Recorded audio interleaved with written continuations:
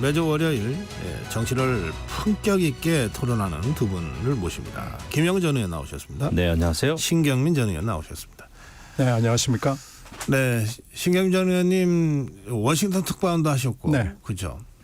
우리 김영우 전 의원도 언론인 활동을 하시고요. 그래서 바이든 얘기부터 잠깐 좀 할까요? 이 사태가 결국 나왔습니다. 그러면 이후에 대선, 미국 대선 어떻게 전망하십니까? 일단 뭐 사퇴는 불가피한 결정이고요.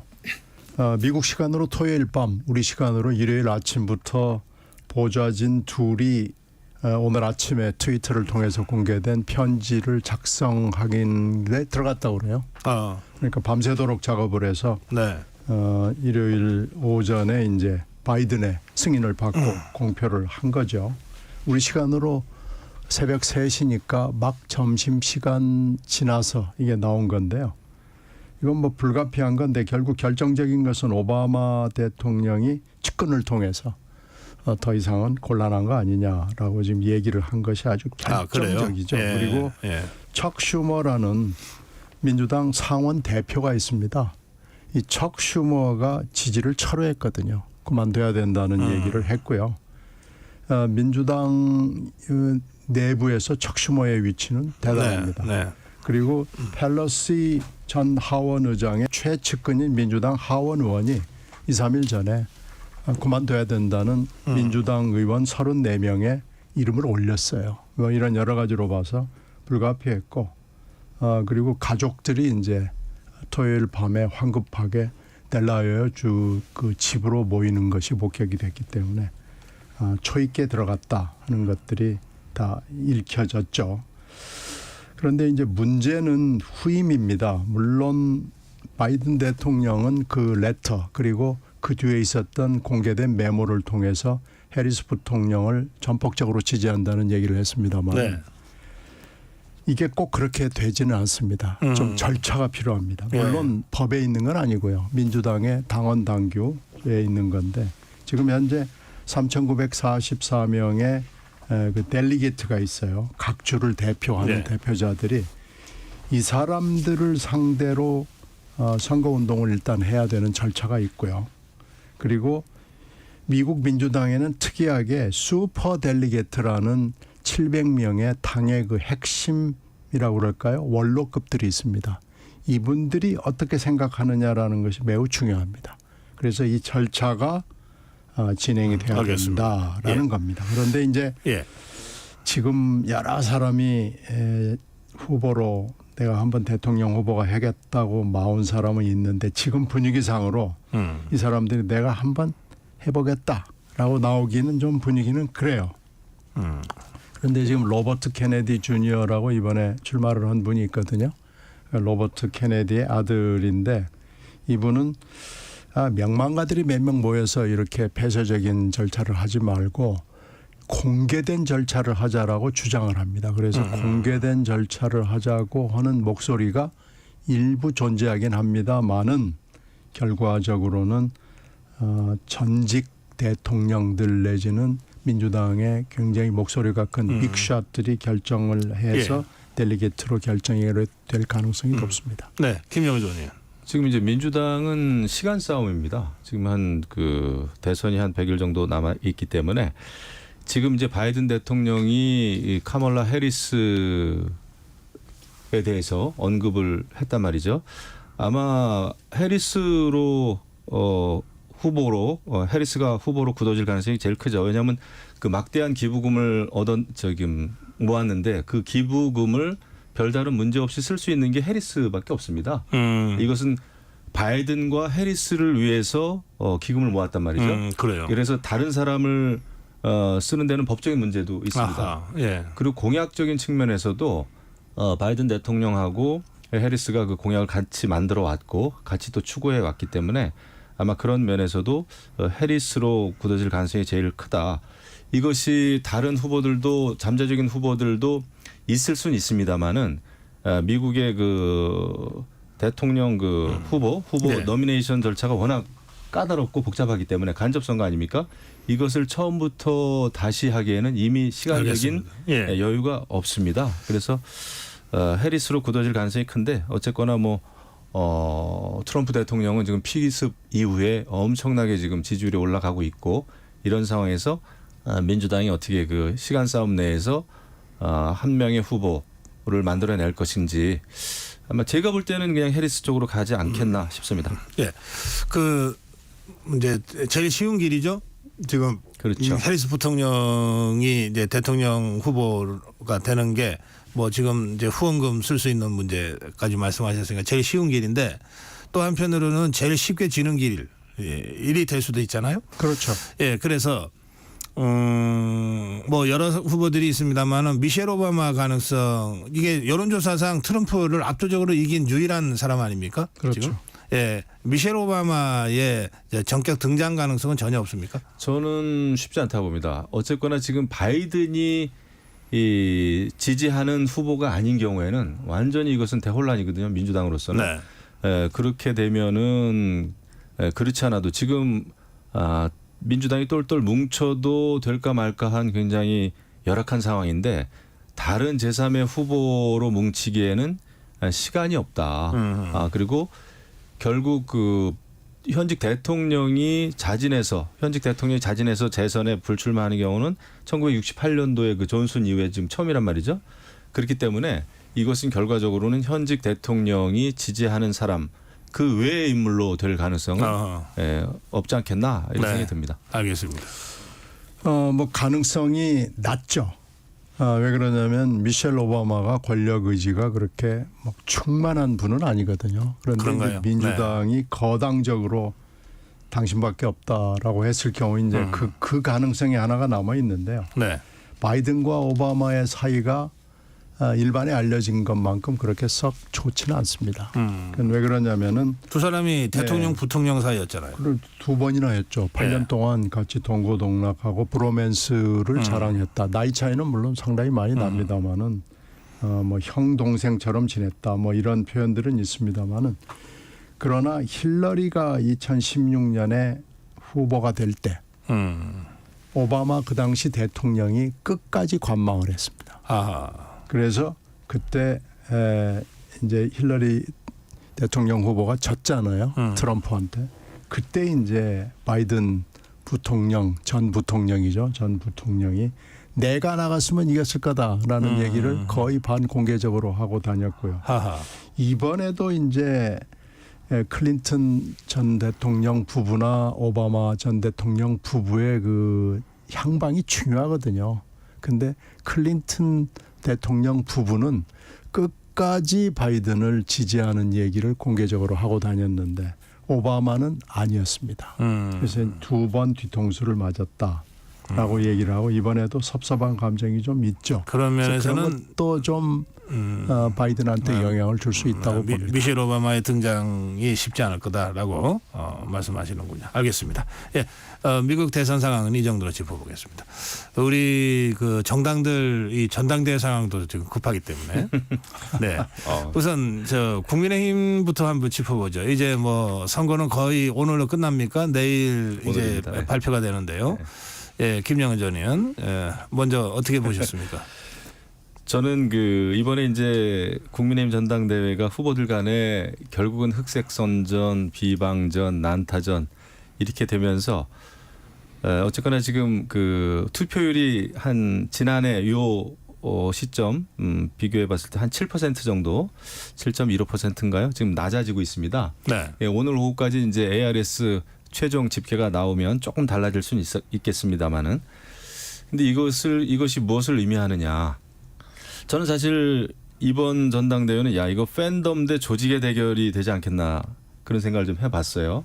한동훈 후보에 대한 그 팬덤, 그다음에 다른 원희룡 후보나 윤심을 얻고 나왔다고 하는 원희룡 후보나 아니면 기존의 전통적인 지지층의 또 지지세가 좀 있는 나경원 후보, 그다음에 뭐 윤상현 후보, 결국 팬덤과 조직의 싸움이 아니겠는가 생각이 되는데. 이 지지율이 지금 굉장히 낮다고 투표율이? 네, 투표율이. 이걸 보니까 조직 선거는 아닌 거는 좀 지난해 비교해 봤을 때 조직 선거가 아닌 것은 좀 나타나고 있는 것 같아요. 왜냐하면 지난해는 연판장 돌리면서 특히 김기현 후보에 대해서 많은 당협위원장들이 엄청나게 투표를 투표해야 된다. 그래서 그것을 많이 독촉을 했습니다. 당원들한테도. 근데 이번 전당대회는 그런 어떤 조직의 움직임은 있어 보이지 않아요. 물론 그 조직 선거를 한다고 해도 한 4만 명의 유권자이기 때문에 이게 쉽지는 않습니다만은 그래서 그 대세가 뒤집힐 가능성은 조금 없지 않겠나 이런 생각은 조심스럽게 합니다만은 어쨌거나 투표율이 낮아졌기 때문에 이것을 해석하는 시각이 크게는 이제 두 가지로 나뉘는 것 같아요. 한동훈한테 유리하다, 불리하다 뭐 이런 식으로. 예. 오늘 저녁 때까지 가봐야 될 것 같습니다. 알겠습니다. 예, 신경민 전 의원님, 지금 투표율 관련해서는 이제 이 김영우 전 의원이 이런저런 가능성을 다 말씀하셨고, 그 전대 양상을 보면 이제 막판에 그 패스트트랙 그 기소 그 취소 요청이죠, 사실은. 이걸 한동훈 후보는 청탁을 개인적으로 한 것처럼 얘기를 해서 이제 논란이 커졌고, 이것 때문에 이 당심이 많이 흔들렸다는 보도들이 오늘 아침까지 쭉 있었습니다. 어떻게 보십니까? 그걸 가지고 이제 양측이 이제 한쪽과 비한측이 서로 아전 인수로 얘기를 하더라고요. 네. 지금까지도 그러고 지금 투표율 낮아진 것도 양측이 아전 인수로 얘기를 해요. 그래서 자기 쪽이 유리한 쪽으로만 얘기를 해서 네. 뭐가 진실인지는 사실 투표를 이제 까보는 수밖에는 없지 않나 하는데. 신경민 전 의원은 이해관계자가 아니시니까 상대적으로 좀 객관적으로 말씀하실 수 있겠네요. 그 조직의 그 움직임이 상당히 낮아졌다라는 것은 동의가 돼요. 네. 근데 또 같은 논리로서 바람도 함께 낮아졌다. 그래서 그것이 이제 어떤 쪽이 더 많이 낮아지냐에 따라서 아전 인수가 어느 쪽이 옳은지가 결정이 될 것 같아요. 네. 근데 그 기소 부분, 네. 저도 최근에 여기에 이 재판에 참고인으로 갔다 왔습니다. 근데 이게 진짜 무익한 재판이라는 게 5년째 지금 똑같은 얘기를 계속하고 있어요. 네. 그러니까 이게 여당이든 야당이든지 간에 결론을 내려버리려면 사법부가 확 결론을 내려버려야 되고요. 그렇지 않으면 이 재판을 이렇게 5년씩 끌어야 될 이유는 없는데요. 기소를 중간에 취소를 하려면은 공소 취소를 하려면은 1심 재판 전에 해야 됩니다. 그래서 네. 사법부가 지금 계속 보고 있는 것 같기는 해요. 1심 결론을 내지 않고 이게 도대체 여야가 지금 어떻게 하려고 그런가라고 보고 있다라는 눈치가 보이고요. 그러니까 사법부가 여야가 너네들끼리 좀 잘해서 이거 좀 어떻게 해봐라라는 건데, 그러나 그건 법무부 장관의 일은 아닙니다. 그러니까 여야가 모여가지고 자, 이게 시간이 너무 지났고 이미 그건 법안이 성안이 돼서 벌써 선거를 2번이나 치렀고 이러니까 여야가 좀 알아서 해보라는 어떻게 보면 사법부의 눈치예요. 그렇게 보면은 이 문제를 해결을 해야 되는 것은 맞습니다. 다만 나경원 후보가 얘기하는 것처럼 법무부 장관이 나서서 이걸 어떻게 해봐라, 이건 좀 말이 되질 않아요. 그러니까 판사를 하셨다는 분이 이렇게 청탁을 하는 것도 말이 되질 않고요. 거절을 한 것은 법무부 장관이 때는 맞는 얘기죠. 근데 지금 후보가 되다가 보니까 이것이 맞냐 어쩌냐라는 이 결론을 가지고 있는 건데요. 이걸 아마 바라보는 당원이나 국민들이 좀 한심할 거예요. 이걸 가지고 이걸 지금 이 시간에 이렇게 얘기하는 게 과연 맞느냐 하는 생각이 들어서 투표율이 내려가는데 아마 기여하지 않았을까 생각합니다. 알겠습니다. 지금 나경원 후보는 이게 자기 개인들의 문제를 청탁한 게 아니다. 나 혼자 빼달라 그런 것도 아니다. 이게 27명의 그 정치적인 사안이라서 그것을 당시 원내대표로서 그 상황을 지휘했던 사람으로서 법무부 장관이 그 문제를 공소 취하 결정을 내려 줄 것을 적극적으로 요청한 것이다. 일단 이런 입장이니까 그 부분에 대해서 이게 개인적인 청탁이었는지 아니었는지, 또 그에 따른 그 한동훈 장관의 그 대응이 적절했는지 어땠는지는 우리 국민과 당원들한테 일단 판단을 좀 맡겨두는 게 좋겠습니다. 일단 우리 신경민 전 의원이나 김영우 전 의원의 입장은 그렇다는 것을 이제 전해드리고요. 자, 더불어민주당도 좀 봐야 되겠습니다. 이게 전당대회가 시작이 됐어요. 그리고 국민의힘하고 좀 다르죠. 더불어민주당은 지역에서 투표를 하면 바로 그게 결과가 발표가 되고 다른 지역으로 가고 지금 이런 상황이죠. 그렇죠. 예, 그래서 지금 두 군데가 발표가 됐습니까? 그렇죠. 지금 제주도 했고 그리고 강원도인가요? 강원도 TK 지역하고 해서 세 군데. 세 군데 했습니까? 모두 90% 전후로 이재명 대표가 뭐 사실은 압도적으로 나왔고 김두관 후보는 한 자리 숫자로 지금 기록이 됐습니다. 뭐 앞으로 또 어떤 변화가 있을지는 모르겠습니다만 아까 조금 전에 백혜련 의원과 그 말씀을 좀 나눴는데 뭐 너무나 자연스러운 것 아닙니까?라고 이제 말씀을 하시더라고요. 두 분은 어떻게 보십니까? 지금 민주당 입장에서 민주당 상황에서 보면은 자연스러운 거죠. 왜냐하면 뭐 이재명 당대표가 누가 보더라도 이재명 당대표가 완벽하게 장악하고 있는 민주당이기 때문에 아마 그런 측면에서 봤을 때는 자연스러운 현상일 겁니다. 하지만 어떤 민주정당으로서는 그게 과연 좋을까 이런 생각은 들죠. 왜냐하면은 민주당 현역 의원이나 전직 의원들 제가 이렇게 만나보면은 다들 걱정은 하더라고요. 워낙 이재명 당대표가 완전히 완벽하게 장악한 지금 상황에서 다른 이견을 이야기한다는 것이 굉장히 부담스럽다는 거예요. 그렇게 봤을 때 이것은 굉장히 그런 면에서 봤을 때는 좀 부자연스럽다. 길게 봤을 때는. 근데 뭐 지금 또 최고위원 보니까 이제 굉장히 그 정봉주 전 의원이 강세를 띈다고 그래요. 최고위원 현재까지는 그렇습니다. 예, 현재까지.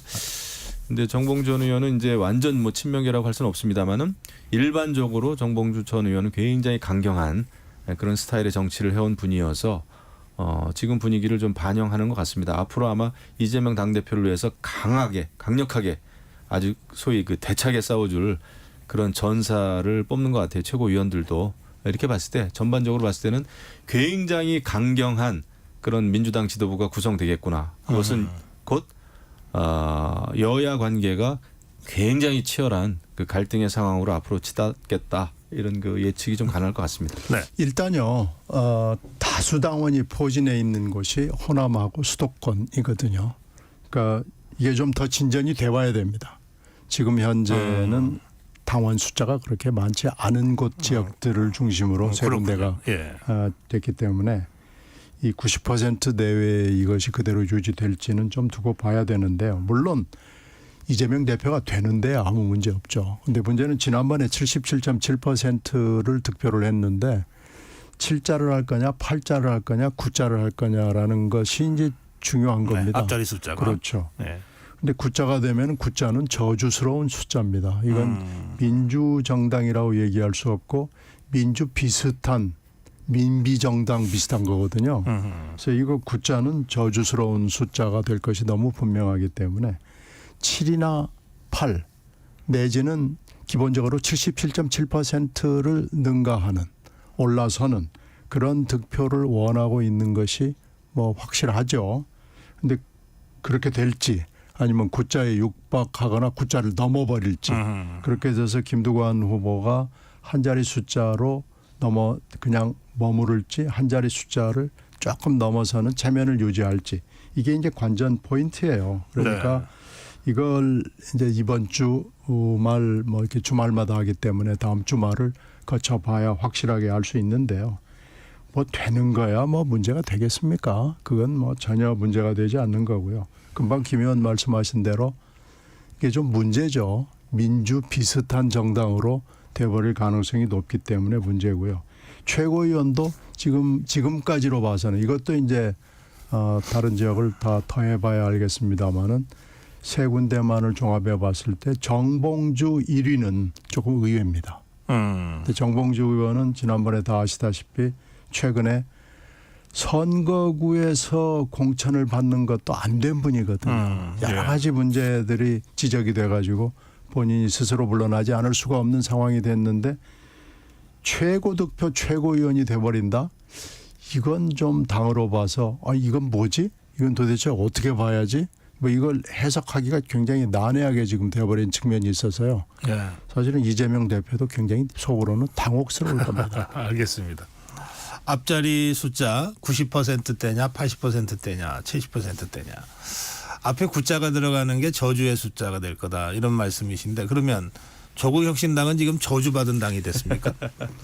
그건 좀 상황이 다른 겁니까? 뭐 전혀 상황이 다르지만 예. 조국혁신당은 대안이 없는 거 아니에요? 이름에 그 후보자 내지는 대표의 이름이 들어간 최초의 정당이고요. 그렇군요. 예, 우리나라에서도 그렇지만 다른 나라에서도 드문 일입니다. 이건 이렇게 당에 가서는 안 되는 거고요.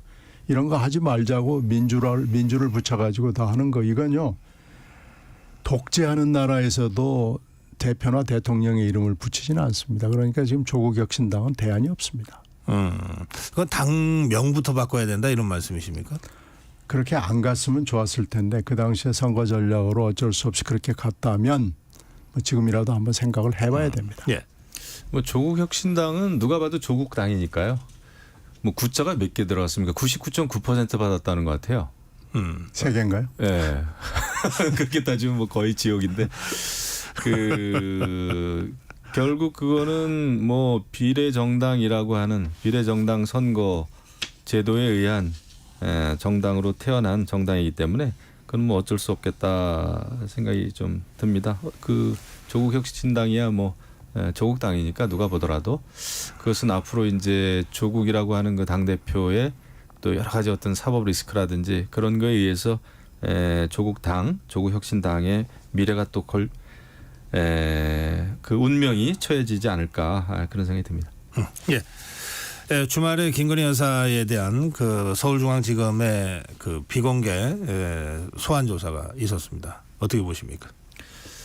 제가 볼 때 굉장히 오래 끌었던 그 검찰 수사인데 이번에 이제 소환 조사를 했어요. 그래서 이것도 이제 보는 시각이 굉장히 제각각인데 혹자는 시중에는 이거 김건희 여사가 검사를 부른 거 아니냐, 검사를 소환한 게 아니냐, 뭐 이런 얘기까지 막 나오더군요. 근데 어쨌거나 이게 지금 가장 큰 문제는 대검 대 서울지검의 어떤 그 갈등 양상으로 가는 거에 대해서 굉장히 이제 많은 분들이 우려를 합니다. 이원석 검찰총장이 이 김건희 여사 소환 조사 10시간 이후에나 이제 그 보고를 받았다는 거 아닙니까? 그래서 아마 오늘 아침에 이원석 총장이 출근길에 모르겠습니까? 그 도 스태핑 형태로 기자들에게 자신의 그 의견을 이야기할지는 모르겠지만은 그런 것이 좀 문제다. 왜냐하면 이제 이원석 총장은 김건희 여사에 대해서도 성역 없는 검찰 수사가 필요하다라는 얘기를 이제 누차 해왔는데 이번에 이제 김건희 여사 소환 조사 받는 거조차 패싱을 당했다고 했을 때 자신의 거취에 대해서 거취 표명을 하지 않을까 조심스럽습니다만은 이런 뭐 생각까지 드는데 그런 문제를 통해서 이 이슈가 검찰 소환 조사를 받았음에도 불구하고 끝나기 어려운 이슈로 계속 남겠구나 이런 생각이 좀 드네요. 네, 신경민 의원님. 뭐 최초의 현재 영부인 조사라는 점에서는 의미가 있어요. 그리고 시기는 뭐 지금밖에는 없는 것 같아요. 이게 지금 이번 주말이 마지막인 것 같아요. 왜 그러냐면 국힘 전대가 이제 내일이면 결과가 나오고 김건희 여사 청문회가 지금 금요일 날로 예정이 돼 있잖아요. 그렇기 때문에 이번 주말을 넘기면은 안 될 것이다라는 거니까 그 예측이 있었고 꾸준히 소환에 대비하는 여러 가지 움직임이 있었거든요. 대통령실도 그렇고 그 변호인이라는 최지우 변호사가 여러 가지 지금 밑바깔기를 인터뷰나 자기 입장 발표를 해서 임박했구나라는 여러 가지 사인들이 있었기 때문에 시기는 예상대로였는데 장소를 어떻게 하나 결국은 비공개를 하는구나라는 거에서 이것도 예상을 벗어나지 않는데 이게 좀 이상해요. 당청 관할 내 정부 보안청사라고 검찰 자료에 나와 있는 걸 차라리 처음부터 뭐 경호처라는 얘기를 했으면 좋았을 텐데 이게 너무나 검찰이 좀 무력하다라는 느낌을 줬고 검찰총장 현재 이원섭 총장 얘기는 쭉 말씀해 주셨지만 그거 이런 정도라면은 검찰총장을 하루라도 더 할 수 없는 거 아닌가라고 생각이 돼요. 물론 임기는 이제 한 달 반 정도밖에 남지 않았고요. 다음 달 정도면은 아마 네. 후임이 지명이 될 거예요. 그럼에도 불구하고 이원섭이라는 이름 석자를 지키려면 그 자리를 하루 1시간도 머물러서는 안 되겠구나라는 생각이 들고요. 결국은 이게 불기소로 가는 여러 가지 전차를 검찰이 밟고 있구나. 그럼으로써 이원섭 총장이 여러 번 얘기했던 대로 특혜 예외 성역이 없는 조사 그리고 정의로운 절차가 필요하다라는 것은 완전히 물거품으로 알겠습니다. 끝났고 이제 결론도 비슷하게 되는 네. 거 아닌가 싶습니다. 시간이 얼마 안 남았는데 마지막으로 좀 짚고 가고 싶은 문제가요. 청문인데요. 조금 전에 우리 신경민 의원 이제 그 김건희 여사도 청문이 예정돼 있다고 그랬는데 지금 대통령실은 이 청문 자체를 지금 거부 또는 부정하고 있지 않습니까? 불법 청문이다. 그러면 김건희 여사가 청문 증인으로 채택은 됐지만 나온다 안 나온다는 거는 아직 입장 표명이 제 기억으로는 없었던 것 같습니다. 어떻게 예상하십니까?